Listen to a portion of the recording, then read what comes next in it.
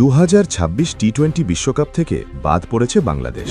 এখন প্রশ্ন, বাংলাদেশ যদি বিশ্বকাপ না খেলে তাহলে কি ভারত শান্তিতে থাকতে পারবে? শুনতে অদ্ভুত লাগলেও সাম্প্রতিক কয়েক বছরের ঘটনাপ্রবাহ দেখলে এই প্রশ্নটাই অনেক গুরুত্বপূর্ণ হয়ে ওঠে। এক সময় ছিল যখন ভারত বাংলাদেশ ম্যাচ মানেই শুধু ক্রিকেট। মাঠে লড়াই হতো, ম্যাচ শেষ হলে সবাই ঘরে ফিরত, জিতলে আনন্দ, হারলে কষ্ট, ব্যাস এই ছিল সবকিছু। কিন্তু ধীরে ধীরে এই সাধারণ ক্রিকেটীয় প্রতিদ্বন্দ্বিতা বদলে গেল এক ধরনের মানসিক দ্বন্দ্বে। গত কয়েক বছর ধরে লক্ষ্য করা যাচ্ছে বাংলাদেশের একটা বড় অংশের দর্শক ধীরে ধীরে ভারত বিরোধী মনোভাব পোষণ করতে শুরু করেছে। এটা হঠাৎ করে তৈরি হয়নি, এর পেছনে আছে ম্যাচের বিতর্ক, সোশ্যাল মিডিয়ার উত্তেজনা, কিছু তিক্ত স্মৃতি আর প্রচুর আবেগ। বিশেষ করে গত বিশ্বকাপের একটি ঘটনা অনেকেই ভুলতে পারেননি। যখন ভারত অস্ট্রেলিয়ার সঙ্গে ফাইনালে হেরে গেল, তখন বাংলাদেশের বিভিন্ন জায়গায় অনেক মানুষ আনন্দ প্রকাশ করেছিল। কোথাও কোথাও আতশবাজি, কোথাও আবার মিষ্টি বিতরণ। অনেকে সোশ্যাল মিডিয়ায় লিখেছিল, ভারত হারছে মানেই আমাদের জয়। এই বিষয়টা তখন বড় বিতর্ক তৈরি করেছিল। অনেকে প্রশ্ন তুলেছিল, বাংলাদেশ তো খেলছেই না ফাইনাল, তবুও ভারতের হার নিয়ে এত আনন্দ কেন? সেই সময় থেকেই একটা বিষয় পরিষ্কার হয়ে যায়, বাংলাদেশের একটা অংশের দর্শকের কাছে এখন সবচেয়ে বড় আনন্দ হলো ভারত হারুক। এমন অবস্থা দাঁড়িয়েছে যে ভারতের বিপক্ষে যে দলই খেলুক, বাংলাদেশ তাদেরই সমর্থন করে। সে দল শক্তিশালী হোক বা দুর্বল, পরিচিত হোক বা অচেনা, কোনো পার্থক্য নেই। মজা করে অনেকে বলে, ভারতের বিপক্ষে যদি কলাগাছও নামে, বাংলাদেশ কলাগাছের পক্ষেই থাকবে। শুনতে হাসির মতো লাগলেও বাস্তবতা অনেকটা এমনই। এখন আসি 2026 বিশ্বকাপের প্রসঙ্গে। বাংলাদেশ এই বিশ্বকাপে খেলতে পারছে না। স্বাভাবিকভাবে মনে হবার কথা, বাংলাদেশের দর্শকরা হয়তো আগ্রহ কমিয়ে দেবে, কিন্তু বাস্তবতা সম্ভবত উল্টো হবে। বাংলাদেশ মাঠে না থাকলেও মানসিকভাবে তারা থাকবে ভারতের বিপক্ষে। ভারত যেদিন যে দলের সঙ্গে খেলবে, সেদিন বাংলাদেশের বড় অংশ সেই দলের জার্সি গায়ে তুলে নেবে, মনে মনে, আবেগে আর সোশ্যাল মিডিয়ায়। ভারত হারলে কি হবে? সঙ্গে সঙ্গে পোস্ট আসবে, ভারতের আসল চেহারা আজ বের হয়ে গেল, ওভাররেটেড দল, চাপ সামলাতে পারে না। আর যদি ভারত জিতে যায়, তখন শুরু হবে অন্য গল্প। কেউ বলবে আম্পায়ার সাহায্য করেছে, কেউ বলবে চিটিং করে জিতেছে, কেউ আবার লিখবে বাংলাদেশ থাকলে ভারত কখনো জিততে পারত না। অর্থাৎ ফলাফল যাই হোক, আলোচনা হবে ভারতকে ঘিরেই। এখানেই আসল মজার ব্যাপার, বাংলাদেশ বিশ্বকাপে নেই, কিন্তু ভারতের প্রতিটি ম্যাচে বাংলাদেশের দর্শক উপস্থিত, টিভির সামনে, মোবাইলে, স্ক্রিনে আর সবচেয়ে বেশি সোশ্যাল মিডিয়ায়। মানে দাঁড়াচ্ছে কি, বাংলাদেশ না খেললেও ভারতকে কেন্দ্র করেই বাংলাদেশের ক্রিকেট আবেগ ঘুরবে। এটা কি শুধু বাংলাদেশের দোষ? আসলে পুরো বিষয়টা অনেক স্তরে তৈরি হয়েছে। একটা বড় কারণ হলো, ভারত উপমহাদেশের সবচেয়ে শক্তিশালী ক্রিকেট শক্তি। বড় লিগ, বড় স্পন্সর, বড় স্টার, সবকিছু ভারতের হাতে।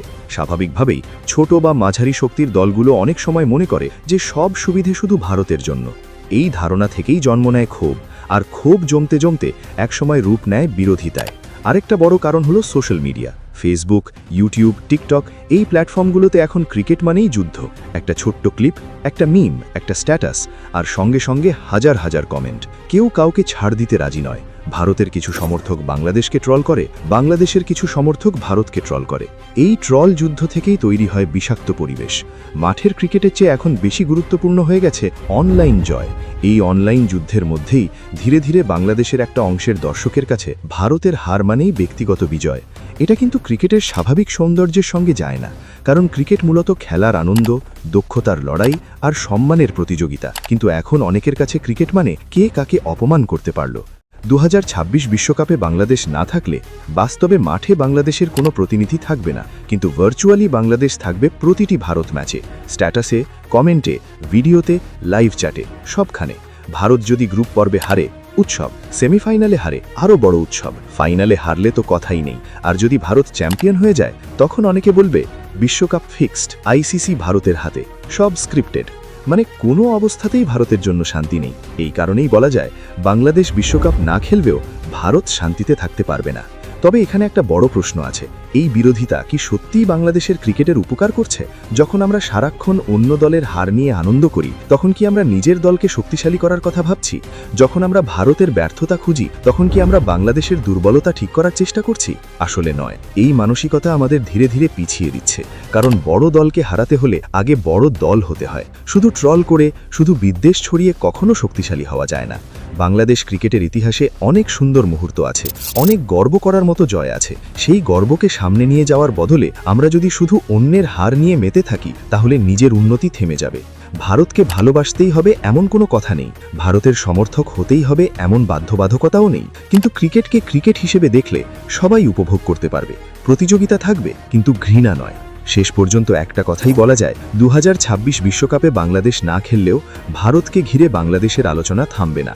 ভারত হারলে সমালোচনা হবে, ভারত জিতলে সন্দেহ করা হবে। মানে ভারত সবসময়ই বাংলাদেশের ক্রিকেট আবেগের কেন্দ্রে থাকবে। এই বাস্তবতা যতটা হাসির ততটাই চিন্তার, কারণ ক্রিকেটের আসল সৌন্দর্য লুকিয়ে আছে খেলায়, ঘৃণায় নয়। আপনারা কি মনে করেন, বাংলাদেশের এই মানসিকতা কি বদলানো দরকার, নাকি এটা আধুনিক ক্রিকেট সংস্কৃতিরই অংশ? কমেন্টে আপনার মতামত জানাতে ভুলবেন না। ভিডিওটি ভালো লাগলে লাইক দিন, বন্ধুদের সাথে শেয়ার করুন, আর এমন আরও ক্রিকেট বিশ্লেষণ পেতে আমাদের চ্যানেলটি সাবস্ক্রাইব করুন।